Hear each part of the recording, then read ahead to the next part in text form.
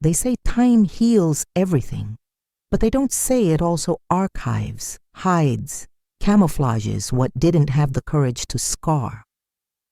For 39 years, I skipped past July like someone dodging a familiar ghost.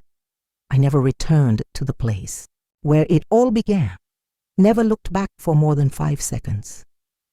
But this year, something changed. Maybe it was the envelope in the mailbox with that old crest and my name handwritten. Maybe it was the way my heart tightened before I even opened it. It wasn't the invitation itself that unsettled me.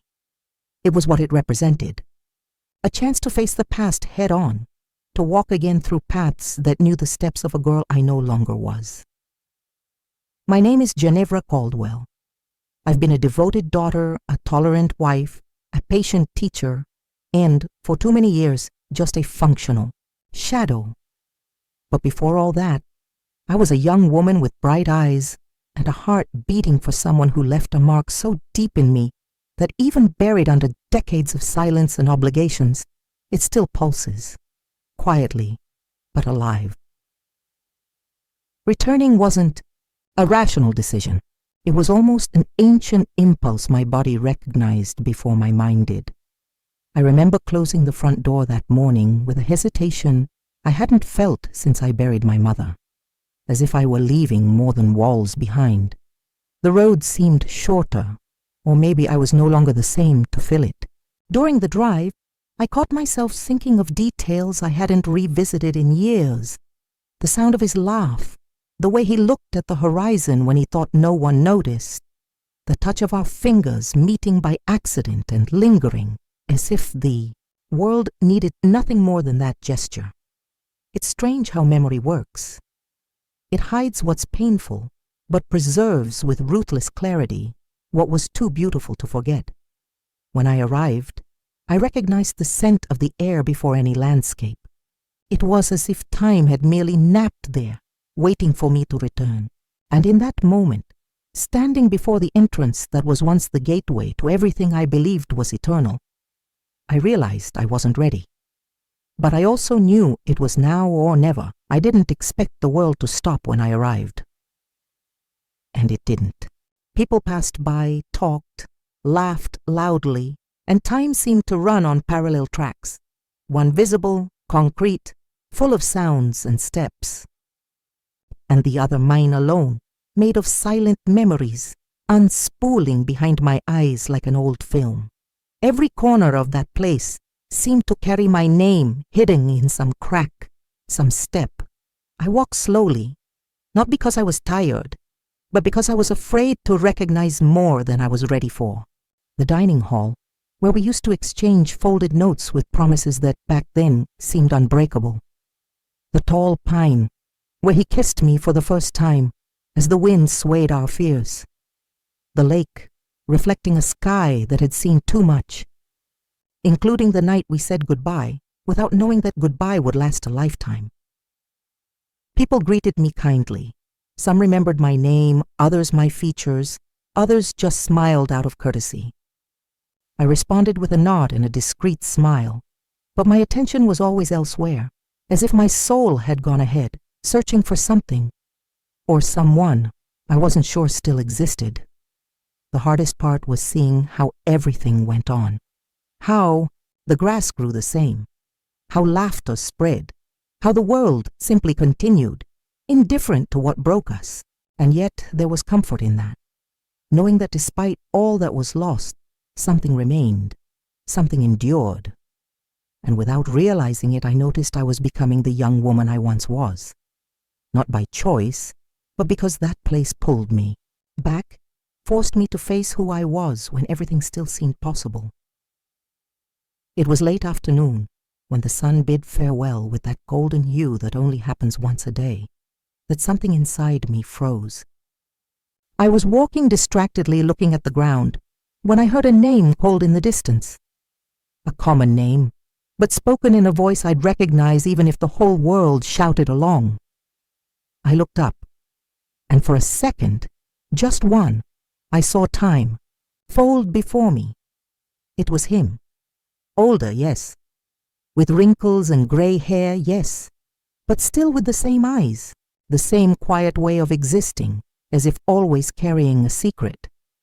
And then he saw me. And when our eyes met, there was no shock, no surprise, no words, just a deep, silent recognition, as if that look had only been interrupted by a 40-year blink. Didn't exchange words in that moment. No rushed approach, no dramatic gestures, just that long, silent gaze, full of things that didn't need saying. It was as if time, out of compassion or irony, had granted us a pause. I stood there, watching him the way you look at a photograph kept too long, with tenderness, astonishment, and a faint fear that touching it might make it crumble. And he didn't move either. He stood there, as if trying to confirm whether I was real or just another memory tormenting him. And in that split second when everything seemed suspended, I knew, with the calm certainty only a mature heart knows, that nothing between us had been fully buried. Then he looked away as if respecting the delicacy of a reunion that didn't yet know what it wanted to be, and I took a deep breath, my chest swelling with emotions that came in waves, memory, fear, joy, and a hint of sweet pain that only unfinished loves can cause. I felt my feet return to the ground, felt the breeze touch my face, and for a brief moment, I sensed something inside me rearranging. It wasn't just nostalgia, it was recognition, it was presence. It was life where I swore there was only memory. Later, alone in the simple room assigned to me at the event's communal lodging, I faced my reflection in the mirror. My features had changed, of course, but there was something in my eyes I hadn't seen in a long time, something that seemed to have awakened from a deep sleep I'd put it in myself. And for the first time in years, I didn't feel the urge to run from what I felt. Because even though we didn't yet know what to do with that exchange of glances, one truth was already settling in me. He was there. And so was I. In the same place where it all began. The next day, I woke earlier than necessary. Not out of anxiety, but because my body seemed to know something was different. I walked to the lake before others spread out across the event spaces. The sky was still tinged with soft gray, and the breeze carried a freshness that reminded me of distant mornings when I'd run through those trails, shoes in hand, my soul as light as the air. I sat alone, like someone waiting without admitting they're waiting. And when I heard footsteps behind me, my heart recognized before my eyes did. It was him. Not announcing his presence, not breaking the silence, just approaching with the same care as before, as if time had taught him to respect distances but not erased the desire to cross them. He sat beside me, without ceremony, without needing to fill the air with hurried words. For a few minutes, we just stayed there, two bodies sharing the same space, two stories crossing the same morning. He broke the silence first, with a voice lower than I remembered, but still steady. Still his. You came, I nodded.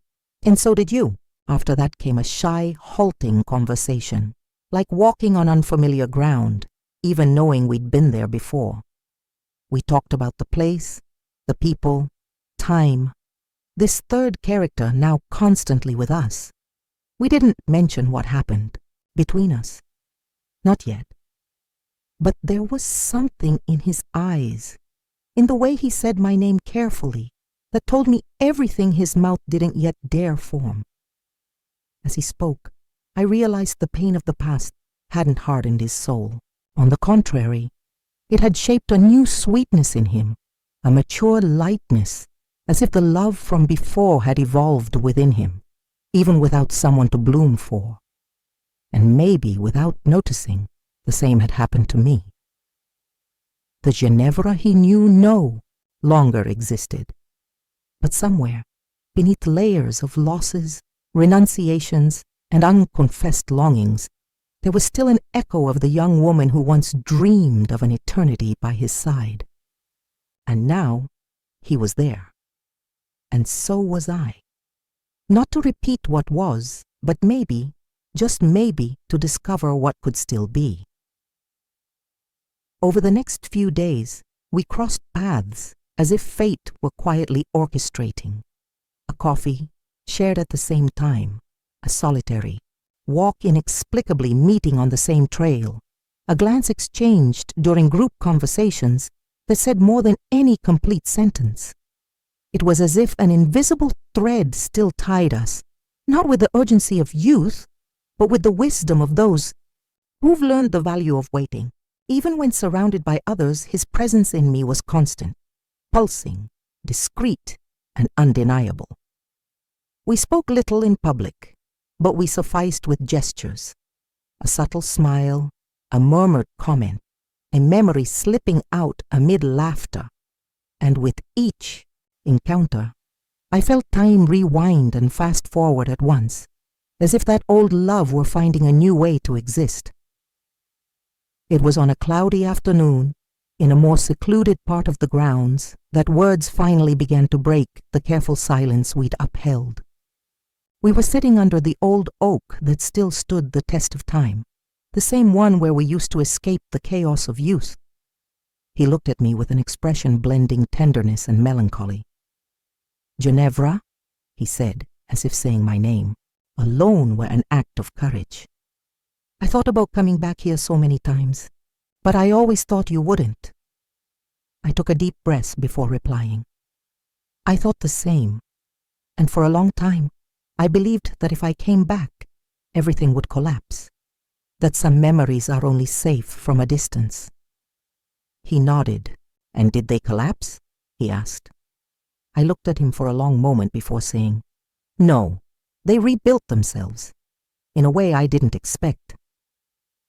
That's when I understood. What was between us wasn't an echo. It was presence. It was continuity. The memories we shared weren't trapped in the past. They were roots. And now we were living something that wasn't repetition or an attempt to return. It was a new chance to look at each other with the eyes life had taught us to have. We shared, bit by bit, our stories between that long-ago summer and this reunion. He told me about the pasts he took, the choices that pulled him away, the longings he carried in silence. I spoke of the silences I filled with routine, the loves that never came close to what we once felt, the letters I wrote but never sent. There was no bitterness, no blame, just two lives that, despite everything, recognized each other. And in that conversation, I grasped something that would stay with me. True love doesn't require time to be perfect. It only needs the reunion, to be sincere, and ours was. That night I couldn't sleep. I sat on the edge of the bed, barefoot toes touching the cold floor, my heart too light for someone who'd carried weight for so long. It wasn't anxiety. It was something deeper. A serene realization that something was settling within me, as if every memory, once so painful, was slowly finding a new place on the shelf of my mind, no longer as a wound, but as part of this path that brought me here. I thought of him, the man I once loved with everything I had, the man who was now here, sitting beside me on old wooden benches, sharing silences that said more than shouts ever could. I thought about how it would be easier to pretend what we had was just youth, a passing season. But that would be a lie. And after so long keeping quiet, I didn't want to lie to myself anymore. The next morning, I decided to find him, not as someone seeking answers, but as someone who, for the first time in years, had something to offer. I found him where I imagined he'd be, by the lake, a closed book on his lap, his gaze lost in the water's reflection. When I approached, he looked at me with a mix of surprise and relief, as if despite everything, he still couldn't believe I was really there. I sat beside him without ceremony. "Do you believe in second beginnings?" I asked, without preamble. He smiled, not with irony, but with the gentleness of someone who understood the question with their whole body. "I believe some stories only ripen with time."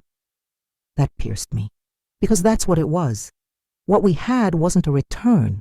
It was a new blooming, born from what endured even when there was no ground left. We talked a lot that morning, with honesty, care, the tenderness of two emotional survivors. We said everything that had been stuck for years, the fears, the wrong choices, the attempts to forget, and the times when even without seeing each other, we knew of one another, through small gestures, like letters never sent or trips canceled at the last minute. Each word lifted a weight from my chest. Each confession rebuilt a link. And when he held my hand, it wasn't with the fervor of youth, but with the steadiness of someone who knows what they want. That's when I understood that what we felt never needed haste, only permission. And I was ready to give that permission. Not because time had healed everything, but because after everything, it brought us back to the same point. Not to repeat, but to begin again. It's not easy to start. Over when you've learned to live with absence. The heart gets used to empty spaces, to the lack of expectation, to the safety of not hoping. But when something or someone starts pulsing to the rhythm of your memory, you realize that as much as you've learned to survive in silence, your body always knew how to dance to the sound of what's true. In the days that followed, he and I didn't make plans, didn't declare promises, didn't ask for guarantees. We did what two mature, weathered souls do when they realize there's still time. We stayed, together, in presence, in pause, in conversation. We relearned how to be with each other without needing to prove anything. He knew who I was now, and surprisingly, seemed to like this version of me even more, the one who no longer needed to please the world to feel alive. Returning to the place where it all began didn't take us back to our 20s. It took us forward to a new time where love was no longer hunger, but presence. Where the touch of a hand wasn't an invitation to delirium, but a gentle anchoring saying, "I'm here," even if the whole world changes. We started walking together, every day without a set destination. The lake, the oak, the benches, the trails, everything gained a new light, as if each step we took in that old space redrew the map of who we were. And every gesture, no matter how simple, carried a care that didn't exist in youth. The way he held my coat when the wind blew stronger. How he remembered details I didn't even know I'd mentioned. How he listened, truly, with eyes, body, and soul. Some people at the event watched us with respectful curiosity. Maybe they were trying to understand what was between us, and I didn't know how to explain it either. I only knew how to feel. And feeling doesn't require justification. The most beautiful thing, though, was realizing that even after everything, there was still room in me for tenderness. That I was still capable of letting myself be cared for, without guilt. That he, even with his own pains, knew how to hold mine with a silence so comfortable, it felt like prayer. It was as if, for years, we'd lived on the edge of life, and now finally, we took a step inward. It's a strange thing, beautiful, and at the same time challenging, to realize life can still surprise you after so much road traveled. You learn to live with what was, with what didn't return, with what stayed only in memory, and suddenly someone stored in a drawer of your heart reappears not to reenact the past, but to ask with a serene gaze, what if now is the right time? And that question, which would have scared me before, now calms me. Not because I have all the answers, but because I know I can discover them beside someone who knows my silences as much as my words. The love reborn in us doesn't carry urgency. It carries presence. It doesn't demand proof, just space. We started talking about life as it is now. He has a house in another state, grandchildren who visit on Sundays, a garden he tends with his own hands. I have my quiet routine, my library of marked books, my plants that talk to me in silence. We're from different worlds, yes, but there's a steady bridge between those worlds, built not on promises, but on true intentions. Neither of us wants to change the other. We just want to walk side by side in what time remains, and what remains is far more than we dreamed when we were young. We talked about fears, and there are plenty. Fear that time, always time, might separate us again. Fear that it's too late. Fear of blending lives used to solitude. But we also talked about courage. And the greatest courage now isn't starting over. It's trusting. It's still worth trying. It's looking at someone and saying, I don't know how much time we have, but I'm willing to fill it with all that I am. And he, with that quiet kindness he's always had, responds by holding my hand firmly enough to remind me, we're here. And the here, now, is sacred. We started imagining possibilities. Short trips, shared weekends, small adjustments, not demands. And all this made me realize that love is no longer measured in intensity, but in availability. He sees me with the eyes of someone who lost and found again, and I see him with the gratitude of someone who found what they thought was left forever in the past. There's no rush, no script, just a quiet surrender to what's growing between us. And that grows, so calm, so mature, might be the most beautiful of all. On the last day of the event, I returned to the lake alone. The sky reflected a soft golden hue, as if it knew that moment needed a quiet but memorable backdrop.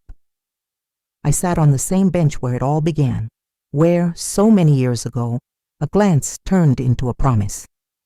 I touched the weathered wood with my fingertips, feeling not just time, but the permanence of what truly matters. I was no longer that young woman full of dreams, nor the woman who spent years guarding pain in her chest like a shameful secret.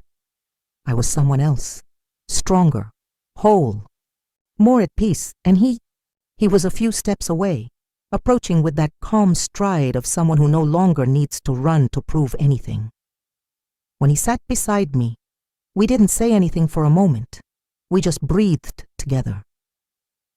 He spoke first, with that low, grave voice, now as familiar as my own breath. You know, for a long time, I thought that summer was our final chapter. I turned to him. Maybe it was, but now we have the privilege of writing the epilogue. He smiled, and in that smile I saw everything. The boy who waited for me by the river, the man who let me slip away, the companion who returned. And there, without haste, without needing grand gestures, he extended his hand, not with a demand, but with an offer. The most beautiful offer anyone can make, to walk together for whatever time remains.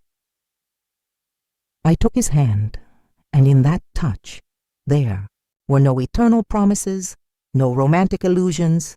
There was acceptance, there was choice, there was presence. Returning to the place where it all began didn't give us back our youth. It gave us back the essential, the chance to continue. And sometimes that's all love needs to triumph. Not fanfare, not a fairy tale, happy ending, just two tired but whole souls willing to see each other again with truth. And truth, when shared with care, can be the most powerful of new beginnings. Today, we walk slowly, not because we fear the end, but because we understand the value of each step. Love finally is no longer a memory. It's a place I reached, and where he was waiting. I didn't return home as someone coming back from just any trip. I returned changed. I returned fulfilled. There was something new in me, or maybe old, but awakened, something that didn't need naming to make sense. Life resumed its natural rhythm with its commitments, silences, and long afternoons. But now there was more color in every small gesture. Breakfast gained a second pair of hands. The porch found company for late afternoons. Sundays became less about routine and more about sharing. And most importantly, I no longer needed to flee from July. He and I moved forward together, without haste, without formulas. There are days we talk little, others when we laugh late into the night as if time had rewound. And there are also moments of deep silence, where just being is enough. We don't live in the same house, but we share the same plans. We travel when we can. We care for each other with small gestures, a hot soup on a cold day, a note left on the table, a message saying, "I arrived safely." I discovered that love, when rediscovered in maturity, doesn't need grand fireworks. It just asks for space to bloom again, and it blooms, with stronger roots, with branches that bend but don't break. Today, when I look back, I no longer feel pain. I feel gratitude for what was, for what couldn't be, and for what, against all expectations, still became. The place where it all began is no longer just a point on the map. It's a point in me, a milestone, a living reminder that true love doesn't get lost. It just waits for the right moment to return. And when it returns, oh, when it returns, it's even more beautiful